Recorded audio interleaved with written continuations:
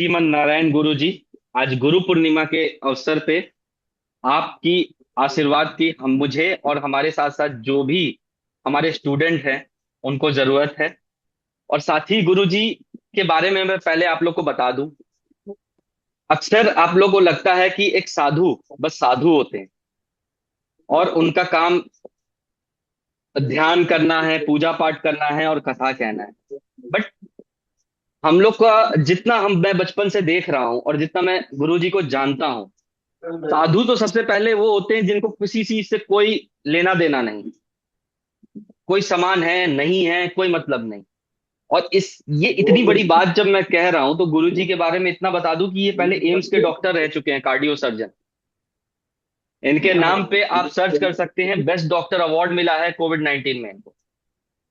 और साथ ही साथ इन्होंने अनेक बच्चों का, कार्डियो सर्जन एक अडल्ट का होना और एक बच्चों के होने में बहुत अंतर है। और आज भी he is a practising doctor, अपना कर्म नहीं छोड़े। कितनी बड़ी बात है, इनके पास शिष्य का कोई कमी नहीं।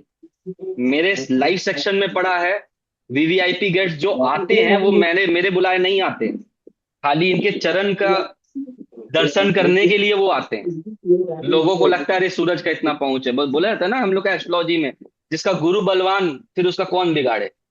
तो वो हमारे गुरुदेव की कृपा है। और साथ ही साथ इन्होंने वीआरएस लेके अपना संपत्ति दान करने के बाद इन्होंने पूरा बकायदा इनका इलाहाबाद में सारे शंकराचार्य ने इनका अभिनंदन करते हुए पट्टा धारण करवाया है। और उनके बाद इन्होंने इस जीवन में पूरी तरह से कदम रखा है। और आज भी गुरु जी प्रैक्टिस करते हैं। आज भी गुरु जी का, जिसको अगर आप लोगों किसी को ऐसा दिक्कत होगा तो आप लोग गुरु जी से कनेक्ट करके उनसे बकायदा मेडिकल उपाय और मेडिकल आप लोग ये भी ले सकते हैं जानकारी। जी गुरु जी, अब आप क्या है। सबसे पहले मैं अपने सभी शिष्यों को, सभी सनातनियों को, सभी भक्तों को, सभी राम प्रेमी भक्तों को, सभी अपनी भारत माता से प्रेम करने वाले सभी बंधुओं को आज गुरु पूर्णिमा के अवसर पर ढेर सारी शुभकामनाएं देता हूं। आपके जीवन में मंगल ही मंगल हो और आपके जीवन में निर्मल भक्ति का बीजारोपण हो। आप भगवान के चरणों का अनुसरण करते हुए अपने मुख्य उद्देश्य को, जिस उद्देश्य के लिए हमारा इस धराधाम पर आना हुआ है, वो पूरी तरह से उसको पूर्ण करके और अपने भगवत धाम को जाएं। आपका जीवन हमेशा परोपकार से भरा रहे। और निश्चित तौर पे आज गुरु पूर्णिमा है और गुरु पूर्णिमा में निश्चित व्यस्तता रहती है। आपके आपके कारण, सूरज जी के कारण, और बहुत सारी चीजें बहुत पहले से निवेदन किया था इन्होंने कि आप सभी को कुछ दिया जाए। और निश्चित तौर पे देने वाले परमात्मा हैं और परमात्मा के दूत होते हैं गुरु। और निश्चित तौर पे इन्होंने जो अभी बात कही है कि जिसका गुरु मेहरबान तो फिर चेला पहलवान। निश्चित तौर पे गुरु की कृपा अगर हो जाए, अद्वितीय कृपा होती है गुरु की, और जो बहुत ही किसी विरले को ही प्राप्त होती है। गुरु गुरु तो सबसे स्नेह करते हैं, सभी पर अपनी कृपा दृष्टि डालते हैं। लेकिन उसी तरह से आप देखिए कि जिस प्रकार से आम का वृक्ष होता है, उसमें फल, बहुत सारे फल लगते हैं, कोई छोटा भी होता है, कोई बड़ा भी होता है, कोई जल्दी पकता है और कोई देर से पकता है। तो निश्चित तौर पे दृष्टि सब पर पड़ती है, लेकिन कौन सबसे पहले पकता है? जो गुरु के चरणों का अनुसरण जल्दी कर लेता है। तो निश्चित तौर पे आप सभी भाग्यशाली हैं कि आज सबको दर्शन लाभ भी प्राप्त हो रहा है। और आज श्री धाम अयोध्या की धरती से भगवान श्री राम की कर्मस्थली है, प्राकट्य स्थली तो है ही। कर्म के लिए भगवान को बाहर जाना पड़ा, लेकिन उन्होंने राज्य भी किया है और उनके राज्य में श्री धाम अयोध्या का नाम बहुत आता है। भगवान श्री राम से किसी ने कहा कि आपको अयोध्या बड़ी प्रिय लगती है, तो उन्होंने कहा बिल्कुल। क्यों? यद्यपि सब वैकुंठ बखाना, सब बैकुंठ का बखान करते हैं, पर अवधपुरी सम नहीं प्रिय ओहू। मतलब बैकुंठ को भी भगवान कहते हैं कि मुझे अयोध्या से ज्यादा प्रिय नहीं है। तो आप सभी को एक बार ढेर सारी शुभकामनाएं गुरु पूर्णिमा की। जिनके जीवन में गुरु का प्रादुर्भाव हुआ है, जिन्होंने दीक्षा ले रखी है, अपने अपने गुरु के प्रति बहुत विनम्र अनुराग रखें और उनके प्रति सद्भावना रखें। जिन्होंने दीक्षा नहीं ली है वो दीक्षित हों जल्द से जल्द, क्योंकि बिना दीक्षा के आप कुछ प्राप्त नहीं कर सकते। किसी भी प्रकार में गुरु का आपके जीवन में बहुत बड़ा महत्व होता है। और आपकी, मैंने आज कुछ बातें भी की थी जीवन में, 3 प्रकार के गुरुओं का बड़ा महत्व बताया गया है। यद्यपि जिससे भी हमको कुछ मिलता है, जिससे हम कुछ सीखते हैं, जिससे हम कुछ जानते हैं, वो सब चाहे जीव हो, चाहे जैसा भी व्यक्ति हो, जिससे भी हम सीखते हैं वो हमारा गुरु ही बन जाता है वास्तव में। लेकिन 3 प्रकार के गुरुओं की चर्चा की गई है। पहली गुरु माँ, जो हमें इस धराधाम पर खेलने कूदने के लिए, शरीर धारण करने में हमारी सहायता करती है। और हमारी वाणी में सबसे पहले माँ का ही शब्द निकलता है। वो जो वाणी देती है, तो सबसे पहली गुरु हमारी शिक्षा गुरु है माँ। दूसरे गुरु होते हैं हमें जो जीवन जीने की और जीवन कैसे जीना है हमारा बिना इस संसार में। बंधुओं, ये संसार है, संसार काहे का है? संसार माया का है। तो संसार चलेगा कैसे? तो माया से चलेगा। तो ये माया मिलेगी कैसे? तो माया मिलेगी आपके ज्ञान से। जब आप पढ़ेंगे, इंजीनियर बनेंगे, डॉक्टर बनेंगे, तो आपको माया मिलेगी ना। और जब तक, और ये इंजीनियर डॉक्टर बनाने की कला कौन देगा? जो आपका शिक्षा गुरु होगा। ये तो हो गई दूसरे गुरु की चर्चा। तीसरे गुरु होते हैं आध्यात्मिक गुरु, जो सर्वश्रेष्ठ होते हैं। आध्यात्मिक गुरु कौन होते हैं? बिना आपको आध्यात्मिक ज्ञान के, बिना भगवत धाम, हमको सबको जाना है, लेकिन भगवत धाम जाने का जो मार्ग प्रशस्त करेंगे, वैसे गुरु कौन से होते हैं? आध्यात्मिक गुरु होते हैं। तो आपको तीनों गुरुओं का आशीर्वाद सबको प्राप्त हो। और आप अपने जिन्होंने आज गुरु पूजन नहीं किया है या भूल गया कतिपय कारणों से, जिन्हें ज्ञान नहीं है, जो नहीं जानते, वो जा करके अपने अपनी माता जी की पूजा करेंगे। और अपने जो गुरु जिनके जीवन में हैं उनको सह दें, जितना भी आप उनसे प्रेम कर सकते हैं। क्योंकि भगवान को भी अगर कुछ प्रिय है तो केवल प्रेम प्रिय है। प्रेम से आप दे सकते हैं, प्रेम अपना और समर्पण अगर कुछ देना है तो प्रेम रूपी समर्पण ही गुरु के चरणों में सर्वत्र देना चाहिए। गुरु तो सर्वव्यापी हैं, हर जगह हैं, ज्ञान मूर्ति हैं। और जो ज्ञान मूर्ति होता है उसको कुछ शिष्य से अपेक्षा नहीं होती है। उसे लगता है कि उसका शिष्य निरंतर उत्तरोत्तर प्रगति करता रहे। और हम भी इस गुरु पूर्णिमा पे यही चाहेंगे कि हमसे जुड़े हुए हर व्यक्ति खूब कल्याण हो, उनका खूब धर्मोन्नति हो, और सब तक पूरी तरह से उनका जीवन में हर तरफ से उनका भगवान कल्याण करे। यही हमारी मंगल कामना है आज के शुभ अवसर पर। जी गुरुदेव, धन्यवाद। और आपसे कुछ कुछ मतलब मैंने इनसे ही, जो स्टूडेंट्स बैठे उनसे ही क्वेश्चन लिया है। तो कुछ अगर आपके पास टाइम है तो थोड़ा सा एक दो क्वेश्चन पे प्रकाश डालने की बिल्कुल ये करिए। बिल्कुल बिल्कुल सबसे बिल्कुल। नॉर्मल क्वेश्चन से चालू करते हैं, इसलिए क्योंकि ये बहुतों जन का है कि ओम नमः अच्छा, शिवाय बोला सबसे जाए या पहले नमः शिवाय। हाँ, सबसे पहले तो ये क्लियर हो जाए कि हमारी भाषा समझ में आ रही है सबको। आप लोगों को समझ में आ रही है? आप लोग थम्स अप कर दीजिए या कमेंट सेक्शन में लिख दीजिए। मैंने गुरुजी को कहा है थोड़ा कम संस्कृत और अवधि यूज करने के लिए, क्योंकि नहीं तो गुरुजी अभी एक आध श्लोक तो सुनाएंगे ही।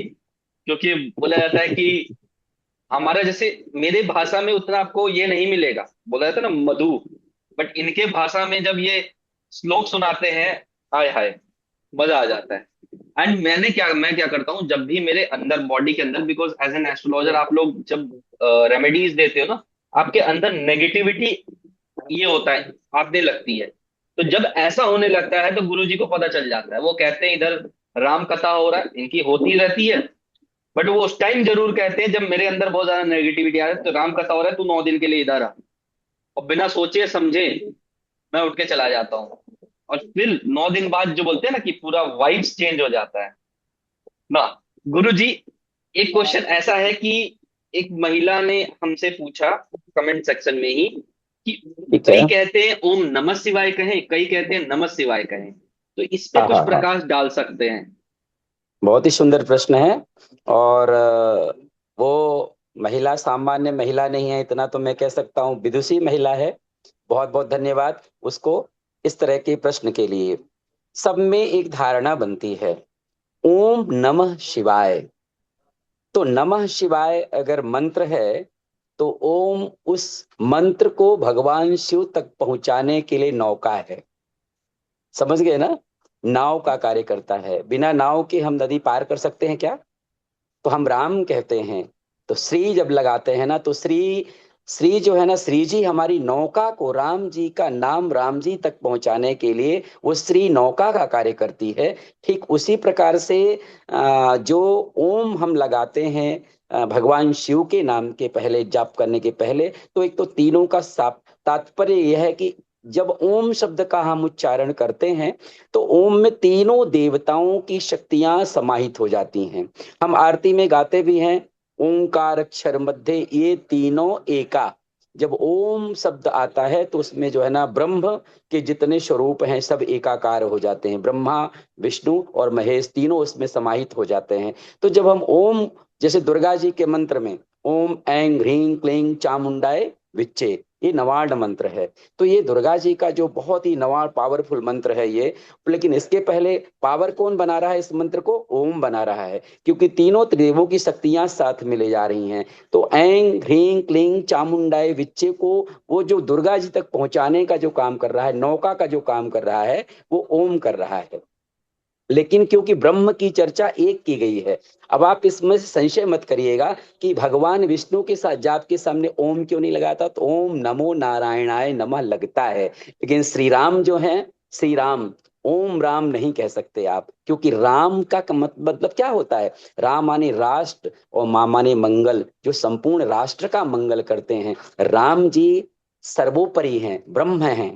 राम कोई अलग नहीं है, राम सर्वोपरि है, ब्रह्म है। और ब्रह्म के पहले इनका ओम का कोई मतलब नहीं रह जाता है, इसलिए ओम नहीं लगता। लेकिन जब हम अन्य मंत्रों का जाप करते हैं, जैसे नारायण का मंत्र लेते हैं, हम नारायण को जपते हैं, जाप करते हैं, जैसे वासुदेव मंत्र का जाप करते हैं, तो ओम नमो भगवते वासुदेवाय नमः।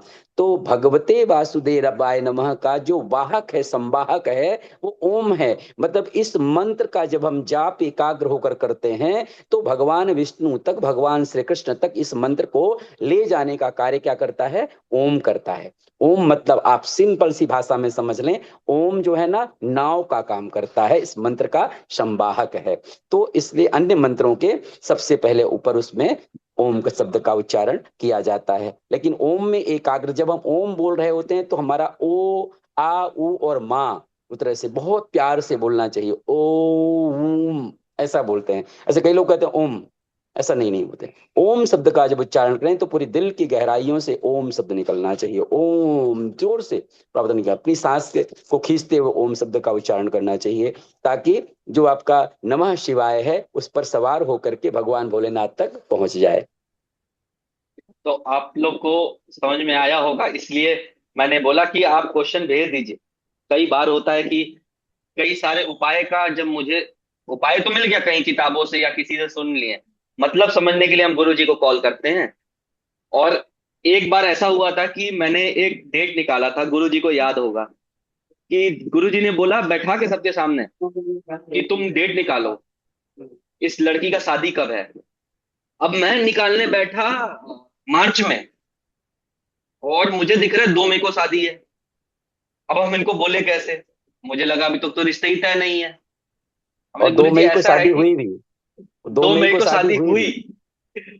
और सुनिए, जब मैंने बोला गुरु जी ऐसा है कि मुझे तो 2 मई को दिख रहा है शादी, गुरु जी ने बोला जाके उनसे पूछो मैंने उनसे 1 महीने पहले कौन सा डेट दिया है। और उनसे मैंने पूछा कि गुरु जी ने आपको कौन सा डेट बोला है। लेकिन उन लोगों ने पहले 2 मई बोल चुके हैं गुरु जी, के बाद मुझसे कह रहे हैं कि डेट निकाल के दो शादी का, सबके सामने। तो मैं तो मेरे को जब मैं अंदर आया तो मुस्कुरा रहे थे। तब मैंने बोला ये कैसे, आपके पास तो कुंडली भी नहीं था। तब इन्होंने बताया कि जब, मैं क्या कहता हूं कि आज के डेट में राहु और बुध का काम तो हमारे गैजेट्स कर दे रहे हैं, हमारे एआई कर दे रहे हैं, बट केतु कभी भी, जैसे मैंने कहा ना कि चंद्र का सबसे बड़ा उपाय है, जो एक जगह 4-5 घंटा बैठ जाए उसका चंद्र ठीक हो जाए। जब भी आप गुरु जी को देखोगे बैठे हुए, वो भी वैसे नहीं हम लोग जैसे चेयर में बैठे, बाकायदा पूरा आसन में बैठते हैं, और आसन सिद्धि है। आसन सिद्धि जो कर ले उसका चंद्र सही। बताइए, अगर एक किसी को उपाय दिया जाए, एक जगह बैठ जाओ 4 घंटा, तुम्हारा चंद्र सही हो जाएगा, बैठ के दिखा दे, मैं मान जाऊं। गुरुजी एक क्वेश्चन और बड़ा प्यारा क्वेश्चन आया है, ये हमारी ही ग्रुप में साथ में पढ़ती हैं। इनका एक बड़ा सटल सा प्रॉब्लम है। इनका है कि इनके जीवन में कई सारे गुरु आए लाइफ टाइम में, बट कोई भी ज्यादा समय तक आगे इनको लेके नहीं जा पाया। ठीक है, many people came in to life but I was not able to continue, not in, he was not able to continue with them. ठीक है, फिर इन्होंने महाअवतार बाबा जी के ये में बहुत अच्छा गाइडेंस मेडिटेशन भी हुआ, बट स्टिल महाअवतार बाबा शायद, मेरे जहां तक जानकारी है, शायद वो अभी से अपने शरीर समेत शायद नहीं है, क्योंकि वही कह रहे हैं कि I feel still waiting for a live गुरु, मतलब जो जीवित गुरु हैं, ताकि इनको राइट डायरेक्शन में ले जाएं। तो ये बड़ा कंफ्यूज है मैडम, तो इनके लिए आप क्या उपदेश देंगे गुरु जी? सबसे पहले, what is the definition of गुरु?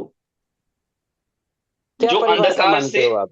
ले जाता गुरु है की रोशनी परिभाषा, में। गुरु की परिभाषा वो मेरी बहन क्या मानती है? गुरु क्या है? गुरु उसकी नजर में क्या है? तो सबसे पहले गुरु के बारे में जान लेना जरूरी है। अखंड मंडलाकारम व्याप्तम येन चराचरम तत्पदम दर्शितम येन तस्मै श्री गुरुवे नमः। जो भी गुरु वे आए उसके जीवन में, क्या उसने एकाग्रता से उनके श्री चरणों का दर्शन किया? क्या उनको एकाग्रता से अपने हृदय की उन गहराई में उस गुरु की गुरुत्व को धारण किया? जब तक हम गुरु के प्रति, मैंने कहा ना, निस्वार्थ भाव से और प्रेम भाव से, समर्पण भाव से उनके श्री चरणों में जब तक अपना पूर्ण समर्पण नहीं करेंगे, तब तक संसार का कोई भी गुरु उनको दीक्षित नहीं कर सकता, उनको मार्ग नहीं दिखा सकता। और भगवान कहते हैं कि भगवान की सबसे बड़ी प्रॉमिस है एक तरह से, कि हम बिना गुरु के किसी भी हाल में किसी को नहीं मिलते। आप समझ लीजिए, गुरु क्या हो सकता है? पूरे सर्वव्यापी है गुरु, अखंड मंडलाकारम, पूरे व्याप्त इस ब्रह्मांड में उसका उसकी व्यापकता है। हम गुरु के प्रति हमारा लगाव कितना है, स्नेह कितना है, हम किस ढंग से उसको टैकल करते हैं, किस ढंग से हमने उसको धारण किया है, क्या हम विश्वास कर पाए? बिनु विश्वास भगत नहीं, ते बिन मिलई न राम। बिना विश्वास के कुछ नहीं मिलता, कुछ भी नहीं मिलता, कुछ भी नहीं मिलता। दत्तात्रेय जी जो भगवान विष्णु के ही अवतार हैं, जो 24 अवतार बताए गए भगवान के, उनमें 24 अवतारों में यद्यपि 10 अवतारों की चर्चा है, लेकिन श्रीमद् भागवत महापुराण में, विभिन्न पुराणों में ऐसी चर्चा आती है कि भगवान के 24 अवतार हुए। 24वां अवतार कल्कि अवतार है। ठीक है, तो उन अवतारों की चर्चा तो हम बाद में करेंगे, लेकिन एक उसमें से भगवान दत्तात्रेय का अवतार जो है ना, विष्णु का अवतार है। और दत्तात्रेय जी ने अपने जीवन में 24 गुरु बनाए। कितने गुरु बनाए? 24 24। गुरु। और मैंने पहले कहा था कि जिससे भी कुछ सीखने को मिल जाए वो आपका गुरु है, लेकिन नहीं, सबसे ज्यादा आध्यात्मिक गुरु की चर्चा है, जो आध्यात्म को अच्छा, सबसे बड़ी बात ये होती है कि जिसको गुरु हमने बनाया है, जिसका जिसको हमने गुरु बनाया है, क्या उसमें वो पावर है? आपको दिखी कभी पहले पावर की? कहीं ऐसा तो नहीं है कि वो गुरु ही अंधकार में भटका हुआ है। सबसे पहली बात तो, गुरु को, जिसको आपने गुरु बनाया है, जो जीवन में आया आपके गुरु, क्या उसको प्रॉपर तरीके से आपको सन्मार्ग में ले जाने की कभी उसने आपको नाम जाप कराया क्या? कभी नाम जाप की चर्चा की क्या? कभी आध्यात्मिक उन्नति की ओर ले गया क्या? कभी? जब तक आप में वो शक्ति, उसके प्रति जो आपका भाव है, पूर्ण समर्पण का भाव नहीं आएगा, गुरु आपका कुछ नहीं कर सकता। फिर आप गुरु बदलते ही जाएंगे, बदलते जाएंगे, बदलते, कभी किसी को मान दें, कभी किसी को मान दें, कभी किसी को मानते, कभी किसी को मानते। मैंने कहा ना, एक निष्ठ भाव से, एक निष्ठ भाव से जिस दिन आपने गुरु को अपना लिया, कोई भी गुरु है, लेकिन मतलब सीधा होना चाहिए। एक बड़ी सुंदर सी कहावत है, पानी पीजिए छान के, गुरु कीजिए जान के। जिसको ज्ञान ही नहीं है, अब हम तो डीएम कार्डियोलॉजिस्ट हैं, डीएम कार्डियोलॉजी हैं, लेकिन इस वेशभूषा में हैं। हमारे ऊपर ऐसा कौन सा इंसिडेंट हुआ होगा कि हम आध्यात्म की ओर चल पड़े?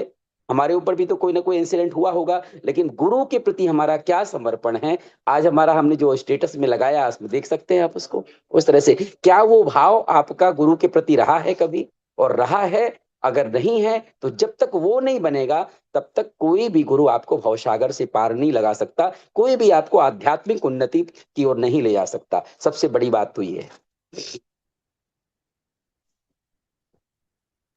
एक क्वेश्चन इसी से और भी जुड़ा हुआ है कि क्या शास्त्रों में ये बताया हुआ है कि कल्कि जी अवतार कब लेंगे? क्योंकि इस पे बहुत सारा आजकल बात चल रही है यूट्यूब में। अगर इस पे कुछ आप प्रकाश डाल सके गुरु जी तो। निश्चित तौर पे अच्छा क्वेश्चन है। पहली बात तो भगवान के अवतारों की चर्चा है, भगवान के कितने अवतार हो चुके हैं और कितने बाकी हैं।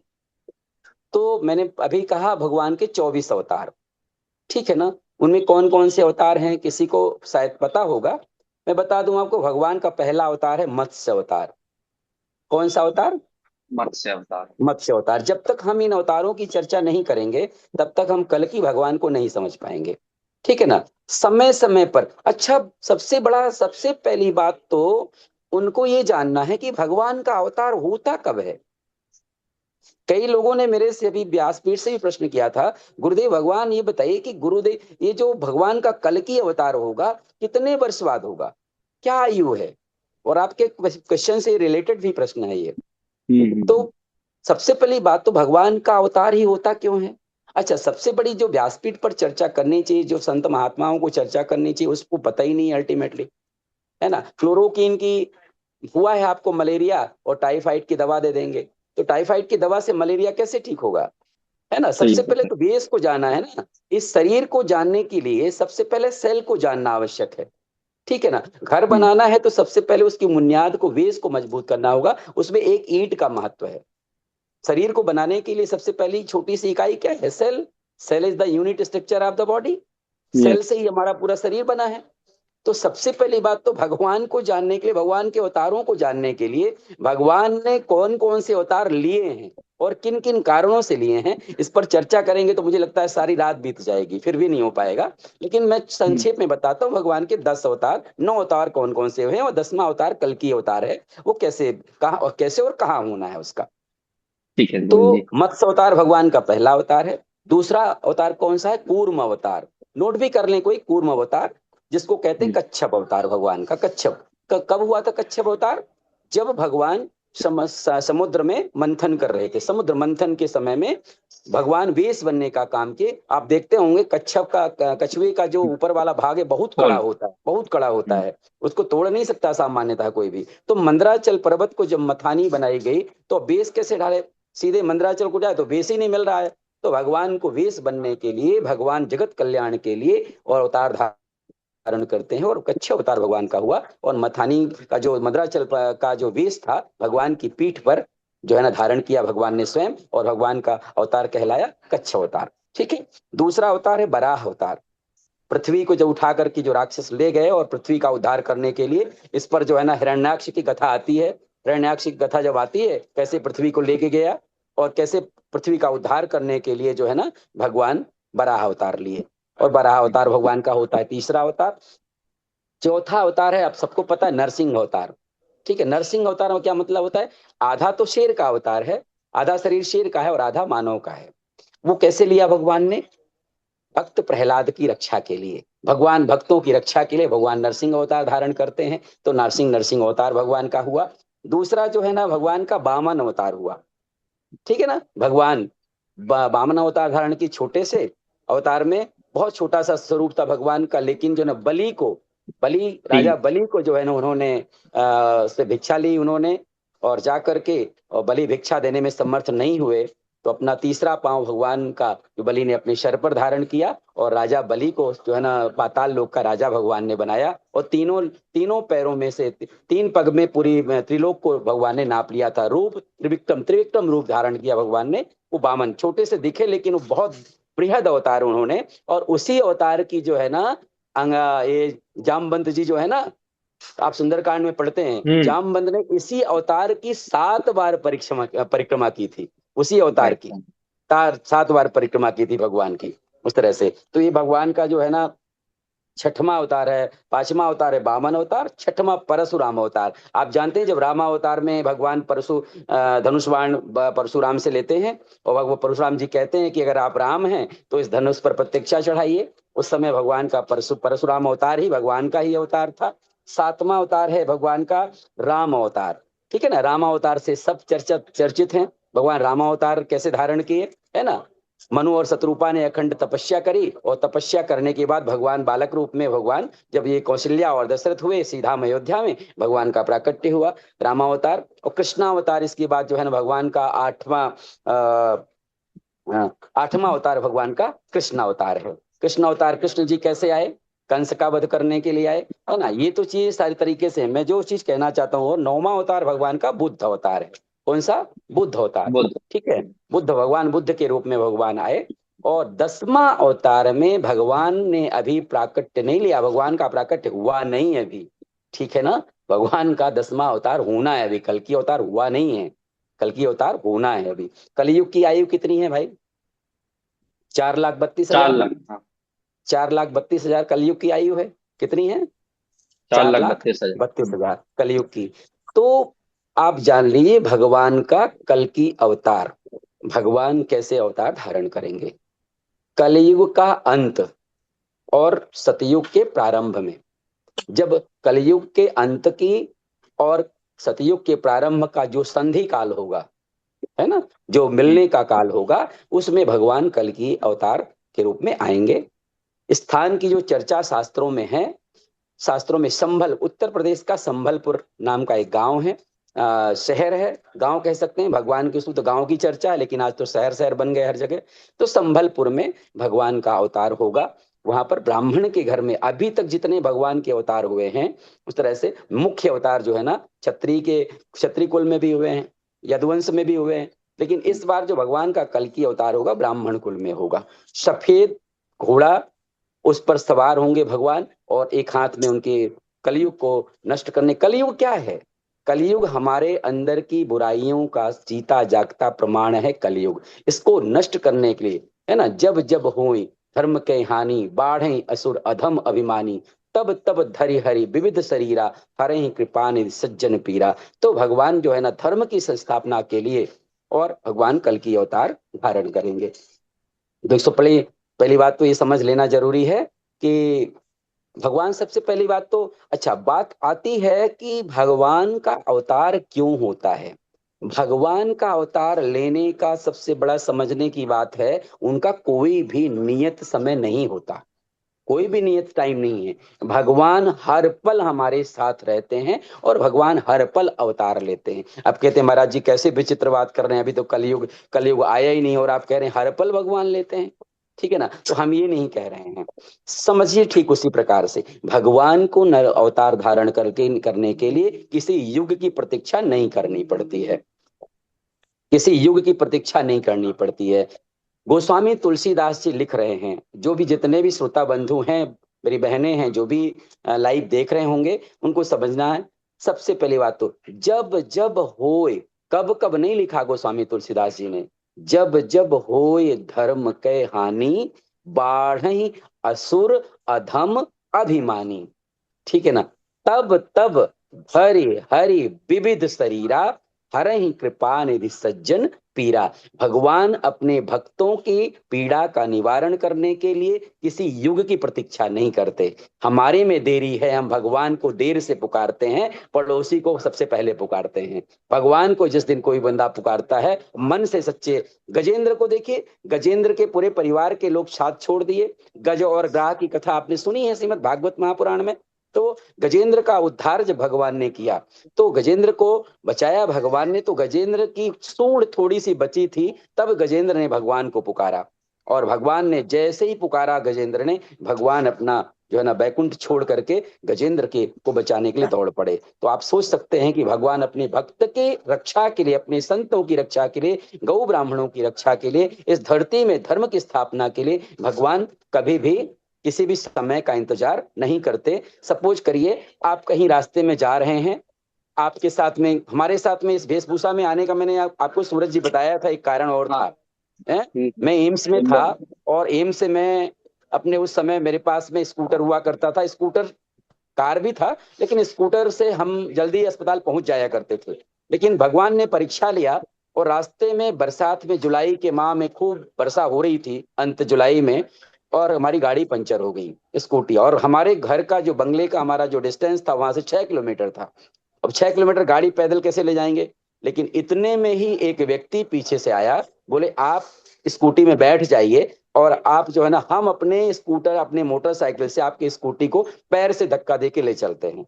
और वो व्यक्ति मेरे साथ में, एक जीती जागती घटना है, वो व्यक्ति मुझे अपने बंगले तक पहुंचाया जाकर के, और मैं केवल देख रहा था, उसको पीछे मैं देख नहीं सकता था। जब मैं देखा उसको कि मैं धन्यवाद कर दूं, जब मैं घर पहुंच गया और पीछे मुड़ के देखा, तो वहां पर कोई भी इंसान नहीं था। मैं झूठ नहीं कह रहा, ये गुरु पूर्णिमा के आज के अवसर की बात है, मेरे साथ ये इंसिडेंट घटा। तो वो कौन था उस समय?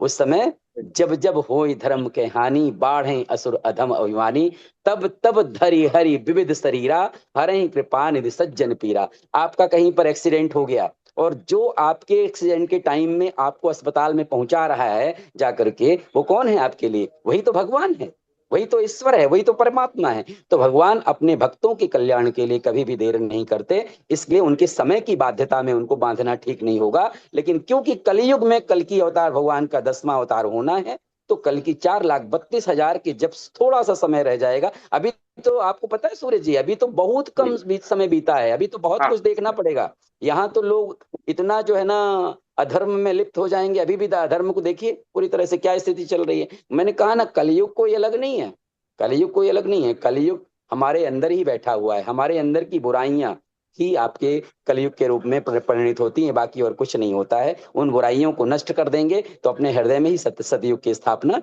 हो जाएगी। तो कल की अवतार भगवान का, इस पर थोड़ी सी चर्चा हुई। चर्चा एकदम बहुत ही विस्तार से करनी हो तो फिर बहुत ज्यादा समय लगता है, लेकिन छोटा थोड़ा थोड़ा सा समय क्योंकि हमारा भी है, तो आप थोड़ा सा जी। कर लेंगे। गुरु जी, एक क्वेश्चन था कि ये भी एक महिला का क्वेश्चन है कि कहा जाता है जो दीक्षा नहीं लिए वो भगवान का भोग नहीं बना सकते, पानी नहीं पिला सकते, बट वो अच्छा, दीक्षित है रामकृष्ण मिशन से। अब उनका ठीक है। कहना है कि क्या हम किसी और धर्म से दीक्षित होके क्या किसी में दूसरे धर्म को फॉलो मैंने कर सकती हूँ? ये। मैंने कहा, हम्म। आपने गुरु अगर अपनी माँ को बना लिया है, अपने पिता को बना लिया है, या मानसिक गुरु भी आपने बना लिया है, तो मानसिक गुरु भी आपका कल्याण कर देते हैं। एकलव्य की कहानी आपने पढ़ी है ना? एकलव्य, एकलव्य एकदम। ने द्रोण एकदम। की प्रतिमा बना करके उनको दुर्गुरु मान लिया, और अर्जुन से ज्यादा धनुर्धर बन गया। उसका बहुत कितना बढ़िया। समर्पण था। मैटर ये नहीं करता कि आप रामकृष्ण मिशन से दीक्षित हैं या कहाँ से दीक्षित हैं। यद्यपि वैष्णव परंपरा से दीक्षा लेनी चाहिए, वैष्णव परंपरा के जो साधु सन्यासी हैं, संत हैं, और जो वाकई में वैष्णव धर्म का पालन करते हैं, उनसे दीक्षा लेनी चाहिए। लेकिन दीक्षा जरूर लेनी चाहिए। बिना गुरु के कल्याण नहीं हो सकता, किसी भी हाल में कल्याण नहीं हो सकता। गुरु ही आपको भवसागर से पार कर सकते हैं। और सच कह रही हैं, बिल्कुल भी, ये शास्त्रों में भी लिखा है कि अगर कोई व्यक्ति दीक्षा नहीं लिया, अपना मानसिक गुरु नहीं बनाया, अपनी माँ को गुरु नहीं माना, अपने जीवन में किसी ना किसी को गुरु मानना ही पड़ेगा, मनाना ही पड़ेगा। और जब बना लेंगे तब आप सूर्य नारायण को जल दे सकते हैं, पितरों को पिंड कर सकते हैं, पिंडदान कर सकते हैं। आपके पितर भी आपके हाथ का पानी नहीं पी सकते जब तक आप गुरु दीक्षा नहीं लेंगे। तो गुरु दीक्षा लेना अनिवार्य है, और गुरु के प्रति पूर्ण समर्पण अनिवार्य है। सबसे ज्यादा समर्पण, राशि से समर्पण करने से गुरु ठीक नहीं होता है। ठीक है ना? गुरु के प्रति में स्नेह समर्पण करना चाहिए, प्रेम समर्पण करना चाहिए, विश्वास करना चाहिए। गुरु में बुराई का दर्शन नहीं करना चाहिए कभी भी। स्वप्न में भी जो व्यक्ति बुराई का दर्शन करता है, आप समझिए उससे बड़ा पापी कोई नहीं है। गुरु की कथा आती है, भुसुंडी रामायण पढ़िए आप। भुसुंडी रामायण जो काक भुसुंडी जी का चरित्र है, काक भुसुंडी जी कैसे बने? भगवान भोलेनाथ के यहाँ जाकर के ब्राह्मण कुल में एक बार जब भुसुंडी जी का जन्म हुआ, सीधा हम अयोध्या से पहुंच गए। एक बार भीषण काल पड़ा अयोध्या में, और उनके अंदर में मन में मोह हो गया कि नहीं, जब राम जी अपने अयोध्या की रक्षा नहीं कर सके तो हमारा क्या रक्षा करेंगे। और वो पहुंच गए कहाँ? भोलेनाथ की नगरी उज्जैन में। ठीक है, उज्जैन में जाकर के और भगवान भोलेनाथ के पास में बैठ करके वहां पर ओम नमः शिवाय, ओम नमः शिवाय जाप करने लगे। अब जैसे उनके गुरु जिन्होंने ओम नमः शिवाय जाप करने की दीक्षा दी थी, वो गुरुदेव पहुंच गए वहां। और गुरुदेव पहुंच गए तो उन्होंने इतने आपको अहंकारी समझ लिया कि गुरुदेव के आने पर वो खड़े ही नहीं हुए। गुरुदेव तो बड़े शांत थे, उन्होंने सब कुछ बर्दाश्त कर लिया। गुरु बहुत ही सरल होते हैं, सरल चित्त होते हैं, है ना। और कितने सरल होते हैं, लिखा है मानस में, जे सही दुख पर छिद्र दुरावा, वंदनीय एह जग जस पावा। तो ये जो ना, गुरुदेव ऐसे सामान्य नहीं होते, ठीक है ना। गुरु कृपा जो शिष्य के दुर्गुणों को छिपा करके, दुर्गुणों को, अपने शिष्य के अंदर जो कोई दुर्गुण आ गए हैं उनको भी छिपा करके उनके गुणों का प्रदर्शन करे, गुणों का प्रदर्शन करे, वो गुरु होता है। और जब गुरु अपना लेते हैं आपको, तो आपके दुर्गुणों को धीरे धीरे धीरे धीरे करके खत्म करके आपको भगवान नाम संकीर्तन करने का मार्ग बताते हुए भगवत धाम जाने का रास्ता प्रशस्त कर देते हैं। गुरु ही भगवान से आपकी सिफारिश करते हैं कि नहीं, बच्चा जैसा भी है आपका बच्चा है प्रभु, इसको भी मोक्ष का अधिकारी बनाइए आप, उस तरह से। तो गुरु में कभी भी बुराई का दर्शन नहीं करना चाहिए। वो उठे नहीं, लेकिन सबसे बड़ी बात, उनके गुरु तो बर्दाश्त कर गए, लेकिन भगवान भोलेनाथ जो त्रिलोकी नाथ हैं, त्रिलोक के गुरु हैं, बर्दाश्त नहीं किया और उन्होंने श्राप दे दिया। और श्राप इतना भीषण दिया कि जा करके 1,000 वर्ष तक सांप बन जाओ। और सांप बन के, लेकिन गुरुदेव भगवान की प्रार्थना, जब भगवान ने का श्राप, शंकर भगवान का श्राप उनके गुरुदेव भगवान ने सुना, तो गुरुदेव भगवान ने भगवान भोलेनाथ की बड़ी सुंदर स्तुति करी। नमामि समीशान निर्वाण रूपम विभुम व्यापकम ब्रह्म वेद स्वरूपम निजम निर्गुणम निर्विकल्पम निरीहम चिदाकाशमाकाश वासम भजे हम। ये स्तुति पूरी की, रुद्राष्टक जो किया उन्होंने, तब भोलेनाथ प्रसन्न हुए। बोले कहिए क्या वरदान चाहिए। तो उन्होंने कहा, मेरे ये पुत्र है, मेरा बालक जो है, मेरा जो शिष्य है, इसका जो आपने श्राप दिया है इसको आप वापस ले लीजिए। बोले श्राप तो वापस नहीं ले सकते, लेकिन इसको 100 वर्ष, 100,000 वर्ष तो सांप का जन्म लेना पड़ेगा, लेकिन हर जन्म में इसको याद रहेगा कि इसने काम क्या किया था। और जल्दी से जल्दी, जब ये चाहे अपनी मृत्यु को प्राप्त हो सकता है, जब ये चाहे जन्म ले सकता है। तो जल्दी जल्दी करके, और एक बार जो है ना, भगवान काकभुसुंडी जो है ना, आकर के गुरुदेव भगवान की कृपा से जो है पूरी तरह से उन्होंने अपने आप को निर्दोष किया। तो गुरुदेव भगवान की कृपा ही उन पर हुई। लेकिन दोष, कभी भी आपने बुराई, गुरु में बुराई का दर्शन किया, आपने उनकी बुराई की, एक दूसरे से चर्चा की उस तरह से, तो भगवान भोलेनाथ कभी भी माफ नहीं करते, भले ही आपके गुरु क्षमा कर दें। तो निश्चित तौर पे जो है ना, दीक्षा लेना चाहिए, और दीक्षा लेकर के ही आप सभी कर्मकांड करने के अधिकारी बनते हैं। यहाँ तक शास्त्र में लिखा है कि जो व्यक्ति गुरु अपना नहीं बनाता, गुरु दीक्षा नहीं लिया, उस के यहाँ साधु सन्यासी भी पानी ग्रहण नहीं करते। तो सबसे बड़ी बात, दीक्षा का बहुत महत्व है, दीक्षा लेनी चाहिए। और भगवान के, गुरुदेव भगवान के हमेशा चरणों का दर्शन करना चाहिए। आजकल तो नेत्रों में, आंख में आंख मिला करके बात करते हैं लोग बाग गुरुओं से, और फिर कहते हैं कि भगवान, गुरुदेव भगवान तो कृपा किए नहीं, हमारा तो दूसरा गुरु बनाने का मन करता है ना। उनकी चरणों का दर्शन करिए, उनकी चरणों की रज मस्तक पर लगाइए, और देखिए कैसे कल्याण नहीं होता है। गुरु अपना एक बार जीवन में बना लिया, तो गुरु बदलने की कोई योजना हमारे सनातन धर्म में व्यवस्था नहीं है। गुरु जी, बहुत ही, ये बात तो एकदम सही है आपने जो कहा कि पार तो गुरु ही लगाते हैं।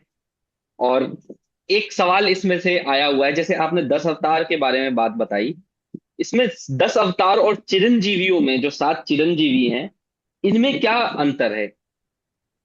ये एक सवाल आया हुआ है। चिरंजीवी अवतार की चर्चा अभी इस समय नहीं की जा सकती, क्योंकि समय बहुत कम है, और ठीक इस है। पे चर्चा एक ही में शुरू कर देंगे तो बहुत मुश्किल होगी। कभी आप इसका लेफ्ट लेफ्ट सेशन नेक्स्ट में रखेंगे, तो इस क्वेश्चन को ठीक है। अलग से रखिएगा। तो इस पे, इसी क्वेश्चन को बस रखिएगा, ताकि हम आपको आधा घंटे में इसको समझा पाए। नेक्स्ट ठीक है। सेशन में इसको जरूर हम देखेंगे इसको। अच्छा गुरु जी, तो एक अगर ये भी बड़ा ही टॉपिक है, क्या मुक्ति और मोक्ष में क्या अंतर है? बिल्कुल, ये इस पर अब हम थोड़ा सा प्रकाश जरूर डालेंगे इसमें। मुक्ति किसको कहते हैं?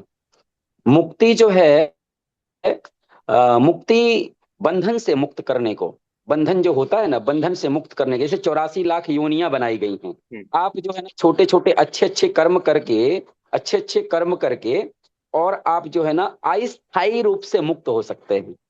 मुक्ति को कहते हैं अस्थायी मोक्ष। अस्थायी मोक्ष, जब धर्म कर्म करेंगे, आप धर्म कर्म अच्छे से करेंगे, सहायता करेंगे, लोगों का परोपकार करेंगे, लोगों के साथ में अच्छे से पेश आएंगे, माँ बाप की सेवा करेंगे, कर्म कांड करेंगे, पूजा पाठ करेंगे, नाम जाप करेंगे, तो उससे आपको मुक्ति मिलेगी, ठीक है ना।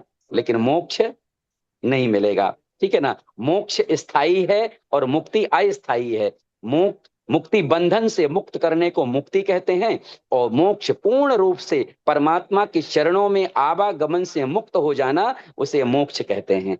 और सबसे बढ़िया मोक्ष तब होता है जब हमारी योग के माध्यम से, जब हम योग करते हैं ना, योग करते हैं, ध्यान करते हैं, है ना, ध्यान करते हैं भगवान का, जब हम पूरी रहते हैं, जिस दिन हमारे मन में ये भाव आ जाता है कि ये संसार भगवत स्वरूप है।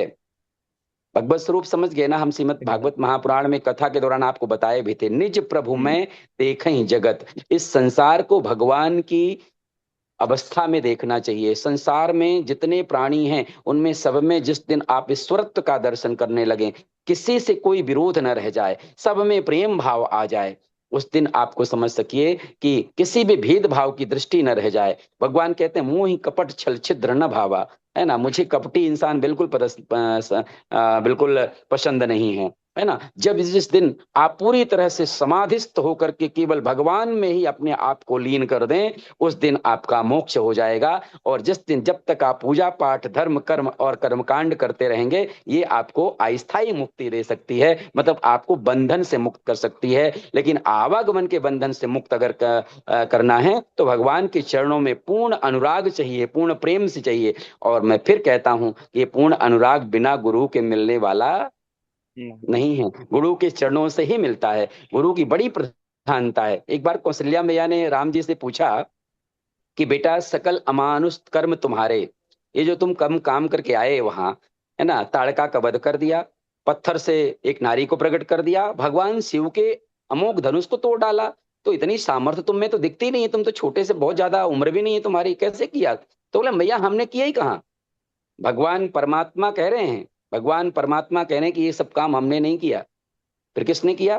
कौशल्या में को आश्चर्य, किसने किया? तो बोले हमारे जो गुरुदेव विश्वामित्र जी हैं ना, इन्होंने कहा भैया कि ताड़का है। हमने इतना पूछा काम क्या करती है, तो इन्होंने कहा कि संतों को मार के खा जाती है, यज्ञ नहीं करने देती, अनुष्ठान नहीं करने देती, है ना। तो क्या करना चाहिए? तो बोले राम जो तुम्हारे कंधे पर धनुष बाण है, उससे इसका संहार कर दो, मार दो इसको। और मारा तो हमको पता भी नहीं लगता था इसको बाण लगेगा कि नहीं लगेगा, गुरुदेव भगवान के कहने पर बाण चलाया, उसका गोविंदाय नमः हो गया, तो वो चली गई। तो वहां पे गुरुदेव भगवान के कहने पर हुआ, हमने कुछ नहीं किया। तो अच्छा, तुमने अपने चरण अंगूठा को छुआ करके तुमने पत्थर में से स्त्री कैसे प्रकट कर दी? बोली गुरुदेव भगवान ने कहा, हमने कुछ नहीं किया। वो तो पत्थर जैसे पड़ी हुई थी एक वहां पर, पत्थर की स्त्री के रूप में। हमने पूछा ये कौन है, तो गुरुदेव भगवान ने बताया कि गौतम ऋषि की पत्नी है। क्यों पत्थर बनी पड़ी है? तो बोले श्राप दे दिया है गौतम ऋषि ने, क्या करना होगा? तो बोले क्या एक काम करो तुम, अब अपने अंगूठे को स्पर्श करा दो। हमने अंगूठे को उनके कहने पर स्पर्श कराया, तुम भैया वो तो स्त्री बनकर उड़ गई। तो हमने भी कुछ नहीं किया, वहां भी हमने कुछ नहीं किया, गुरुदेव भगवान ने कहा वहां पर हमको करने के लिए, और इन्होंने ही शक्ति दी। अब इन्होंने कौन सी दवाई दी हमको पता नहीं, है ना। अब बोले ठीक है। अब जब वहां के जनक जी के स्वयंवर में, जानकी जी का स्वयंवर हो रहा था, वहां पर देश विदेश के राजा आए हुए थे, उन्होंने सब कुछ किया, धनुष किसी से उठ ही नहीं रहा था। अब जब जनक जी ने कहा कि पृथ्वी वीरों से खाली हो गई, तो लक्ष्मण जी जो बैठे थे, छोटे भैया, इनसे बर्दाश्त नहीं हुई बात, उठ खड़े हो गए और फटकार दिया उनको कि नहीं नहीं, हमारे भैया बैठे हैं, हमारे यहाँ गुरुदेव बैठे हैं, तुम कह रहे हो कि वीरों से खाली हो गई। तो और गुरुदेव भगवान ने वहां पर भी कहा कि उठो राम भंजो भो चापा, हे राम आप उठिए और जनक जी के संताप को दूर करिए, जा करके धनुष का भंजन कर दीजिए। इन्होंने ही शक्ति दी, गुरुदेव भगवान ने शक्ति दी, तो हम जा करके धनुष तो हम छुए बस थे, टूट गया अपने आप। तो हमने कौन सा किया, सारा काम तो गुरुदेव भगवान ने किया।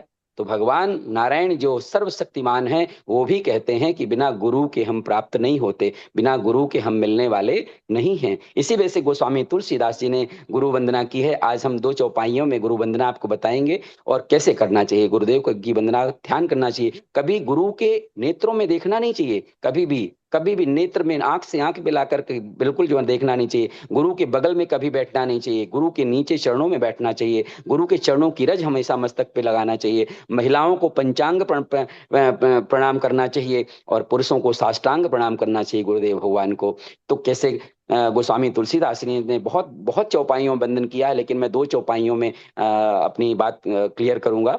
बंदहु गुरु पद पदुम परागा, सुरुचि सुबाष सरस अनुरागा, अमीय मूरी में चूरन चारु, समन सकल भव रुज परिवारु, श्री गुरु पद नख मणिगण ज्योति, सुमिरत दिव्य दृष्टि ही होती। तो गुरुदेव भगवान के चरणों से निकली हुई नाखून से जो ज्योति निकलती है, वो आपके अंदर की जितनी भी बुराइयां हैं उसको खत्म करते हुए भवसागर से जो है ना, भवसागर से पार लगा देती है। तो गुरुदेव भगवान की चरण चरण की रज मस्तक पर धारण करने वाले व्यक्ति की जो मस्तक में आप कहते हैं कि इसके भाग्य में बहुत सारी ऐसी चीजें हो गई हैं, यद्यपि भाग्य नहीं होता है, भाग्य बड़ा नहीं होता है। किसी ने मुझसे आज प्रश्न किया था सुबह, बोले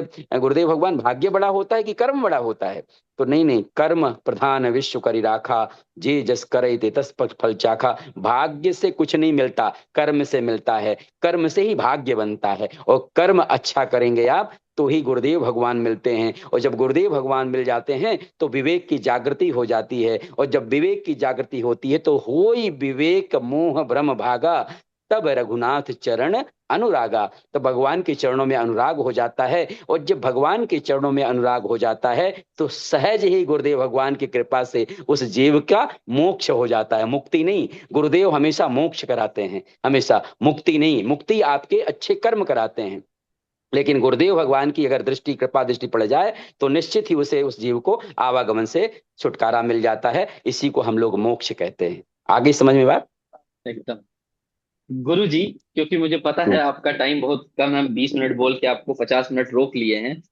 दो चीज, एक तो कई सारे यहाँ ऐसे महिला हैं जिनके छोटे छोटे बच्चे हैं, तो एक क्वेश्चन आया कि ऐसे बच्चों में क्या संस्कार दिया जाए, या क्या मंत्र दिया जाए, या क्या क्रिया कराए जाए जो उसका जीवन बहुत आराम से निकले, और जो कि छोटा हो, जो कि आज के बच्चे कर पाए। बिल्कुल, बहुत सुंदर प्रश्न है ये।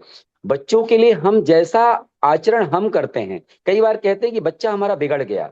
बच्चा अपने आप नहीं बिगड़ता, बच्चा हम सबको देख करके बनता है, और हम सबको देख करके ही बिगड़ता है। उसके सामने हमें अच्छे आचरण करना है। आजकल बच्चों में प्रणाम करने की आदत नहीं है, प्रणाम नहीं करते, तो ये छोटा सा बच्चा प्रणाम कैसे सीखेगा? माँ बाप को कैसे, गुरु को प्रणाम करना चाहिए, कैसे माँ को प्रणाम करना चाहिए, कैसे पिताजी को प्रणाम करना चाहिए, कैसे आतिथ्य सत्कार किया जाता है, उसके सामने आपको आचरण करना पड़ेगा। जब आप अच्छा आचरण उसके सामने प्रदर्शन करेंगे, वही वो बच्चा सीखेगा। बच्चा आपको देख करके सीखता है, बिगड़ता है, और कुछ नहीं। हाँ, बच्चे में कोई बुद्धि का ऐसा ऐसा हो गया कि पढ़ाई में वो निपुण नहीं है, तो रामचरितमानस की कुछ चौपाइयां हैं जिनको निरंतर गाना चाहिए उसको। आप साथ में बैठिए। अच्छा, सबसे बड़ी बात है, भजन आप कर रहे हैं ना, भजन आप कर रहे हैं, तो भजन आप नहीं कर रहे हैं। जिस दिन आपका भजन सुन करके घर वाले भजन करने लगे, बच्चे भजन करने लगे, उस दिन आप मान लीजिए कि आपका भजन सार्थक हो गया। आप अकेले पूजा करते हैं तो आप पूजा में बच्चे को भी बैठाइए, है ना। जब भी कोई अतिथि आता है, आप कैसे सत्कार करते हैं, उस समय बच्चे को साथ में रखिए। कैसे आप प्रणाम करते हैं सबको, उस समय बच्चे को साथ में रखिए। पूजन मंदिर जाते हैं जब, तो बच्चे को साथ में मंदिर लेकर के जाइए, है ना। धीरे धीरे करके अच्छे संस्कार जब उसके जीवन में आएंगे तो निश्चित तौर पर वो भगवत प्रेम में लगेगा और उसका कल्याण हो जाएगा। बहुत बढ़िया गुरु जी। आपको विदा करने से पहले एक और उपाय, क्योंकि उपाय ऐसा चीज है कि लोग चाहते हैं अभी, आज गुरु पूर्णिमा के बाद और कल से शिव जी के हाथ में आ जाएगा पूरा का पूरा भार संसार बिल्कुल। का। और आप जैसे जानते ही हैं कि आप हमसे जब भी रहता है, एक चीज मैं आप लोगों को बता देता हूँ। बहुत लोगों को कंप्लेन रहता है कि सर आप उपाय 2 दिन पहले क्यों नहीं डालते, क्योंकि 2 दिन पहले मुझे भी नहीं पता होता है। सुबह सुबह गुरुजी का मैसेज आता है कि ये तुमको आज करना है, उसके बाद मैं करता हूँ, या फिर जस्ट वीडियो बना के आप लोग के लिए डालता हूँ, फिर मैं करता हूँ। तो गुरु जी अभी इन लोग के पास टाइम है, और सावन 1 महीने का है, तो सावन में ऐसा क्या उपाय करें खास करके जो आज के जनरेशन या जो भी यहाँ बैठे हैं, धन, संपत्ति, सुख और स्वास्थ्य, ये चारों का अगर आप कोई एक मार्गदर्शन चीज करें। एक चीज मैं बड़ी स्पष्ट रूप से बताऊं आपको। जो इसी चातुर्मास काल में, क्योंकि हमारा चातुर्मास भी शुरू हो गया, आपको पता ही है, जी। इसी चातुर्मास काल में जब भगवान पंपा सरोवर के वनवास काल में भगवान पंपा सरोवर में लक्ष्मण भैया के साथ में विराजमान थे, सारे देवता दर्शन करने आए, उनके दर्शन करने आए। और दर्शन करने की ये सूत्र है, ये जो आप पूछ रहे हैं ये सूत्र है जीवन का, इसको बहुत ही ध्यान से सुनना चाहिए और विश्वास करना चाहिए। अगर विश्वास नहीं करेंगे तो कुछ नहीं मिलने वाला है ना। गोस्वामी तुलसीदास ने सबसे पहले श्रद्धा और विश्वास की उपासना की है। श्रद्धा और विश्वास कौन है? जिनका जी मास कल से शुरू होने वाला है, ठीक है ना। क्या है? शिव जी। भवानी शंकरौ वंदे श्रद्धा विश्वास रूपिणौ, याभ्याम बिना न पश्यन्ते श्रद्धा स्वांतः स्थमीश्वरम। सब कहते हैं कि हमारे मन में परमात्मा का वास है, हमारे हृदय में परमात्मा का वास है। दिखता है क्या कोई? नहीं दिखता है। हाँ, 2 मिनट। तो उसमें जो है ना श्रद्धा और विश्वास जब तक नहीं होगा ना, तब तक जो है ना आपको भगवान मिलने वाले नहीं है। नारद जी ने प्रश्न किया, प्रभु जीव, सामान्य जीव को करना क्या चाहिए? आकर के आप कहते हैं नारद जी कि हम विवाह करना चाहते थे, हमारा विवाह आपने होने नहीं दिया, और बाबा भोलेनाथ विवाह नहीं करना चाहते, जबरदस्ती करा दिया। तो हम्म। भगवान बड़ा सुंदर हम सबके लिए प्रश्न दिया है, ये उत्तर है आपका। उत्तर ये है, कहते हैं, भगवान कहते हैं, सुनु मुनि तो ही कहूँ सहरोसा, भजई जे मोहि तजे सकल भरोसा, तो करऊं सदा तिन कर रखबारी, जिमि बालक राखे महतारी। समझ गए ना आप एकदम। इस बात को? सारे भरोसे को जिस दिन छोड़ करके कल से आप भगवान भोलेनाथ की आराधना करेंगे, तो भोलेनाथ की आराधना का फल मिलता है भगवान की भक्ति।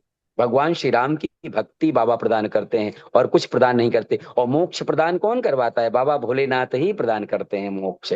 मोक्ष देने का अधिकार बाबा को ही है। तो सबसे ज्यादा बाबा की आराधना करें पूर्ण मन से और श्रद्धा विश्वास के साथ करें, उनकी उपासना करें, तब जाकर के आपको भगवत धाम मिलेगा, भगवान भगवान के चरणों में अनुराग मिलेगा और आपका कल्याण हो जाएगा। तो खूब विश्वास से पूजा करनी है, मन से। और सबसे पहली बात तो सूरज जी, सबको ये बताना है कि हम सुधरेंगे, पहले अपने आचरण को ठीक करना है। जब तक हम अपने आचरण को ठीक नहीं करेंगे तब तक कुछ नहीं होने वाला है। हम पड़ोसी को कितना भी सुधारने की कोशिश करेंगे, उसके सुधारने से हमारा कल्याण नहीं होने वाला है। हमको निज कल्याण के लिए अपने आप को ठीक करना पड़ेगा। ठीक है ना? अब हम थोड़ा सा, हमारा समय हो गया है बस तो। आपका 30 सेकंड और लेंगे एक्चुअली। हम लोग, आपको ऐसा लग रहा होगा कि खाली यहाँ पे हिंदुस्तानी है, कुछ हमारे नेबर कंट्री से भी हैं जो आपको प्रणाम करना चाह रहे हैं। So if please unmute. Hello hello. गुरुजी। जी जी। आदाब। खूब कल्याण हो आपका, खूब कल्याण हो, खूब आगे बढ़े, खूब कल्याण हो आपका। बहुत शुक्रिया। मैं सिर्फ एक छोटा सा एक्सपीरियंस शेयर करना चाह रही आपसे, जी। क्योंकि ऐसा मेरे साथ बहुत रेयर हुआ है। अभी मैं जब से, यकीन करें, मैं आपकी वीडियो देख रही हूँ, मेरी तरफ 1 घंटा तकरीबन हो रहा है। मेरा तब से टेम्परेचर बॉडी का बहुत लो चला गया है। हाथों में, यकीन करें, पानी आ रहा है। हार्ट बीट इतनी मतलब कि स्पीड में है फिर वक्त कि मैं बता नहीं सकती। तो हम्म कुछ ना कुछ तो ऐसी सुपर एनर्जी है अब में जो कनेक्ट हुई है मेरे साथ, और मैं बैठी अभी भी एक्सपीरियंस कर रही हूँ। यकीन करें, मेरे कानों में मेरी हार्ट बीट जो है वो सुनाई दे रही है। हम्म।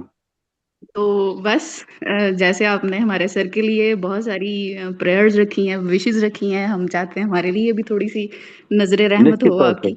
निश्चित तौर पे आप इनके पास अपना नाम नोट करा दीजिएगा, है ना। ये जी, नाम नोट करके हमको दे देंगे, सेंड कर देंगे, हम जरूर आराधना करेंगे। आपका जल्दी से जल्दी कल्याण हो, हम भगवान से प्रार्थना करेंगे।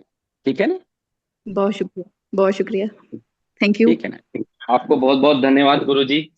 आप इतना टाइम निकाले, 20 मिनट बोल के हमने 50 मिनट ले लिया। और आज पहली बार चलिए। ऐसा हुआ है कि जो लोग ज्वाइन किए हैं वो लोग लीव नहीं किए हैं। कई बार हमारे क्लास में भी भाग जाते हैं, बट 36 लोग ज्वाइन किए हैं और अभी 44 हैं।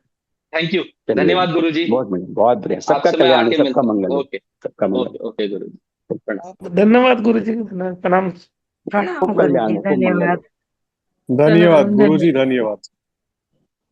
धन्यवाद। प्रणाम।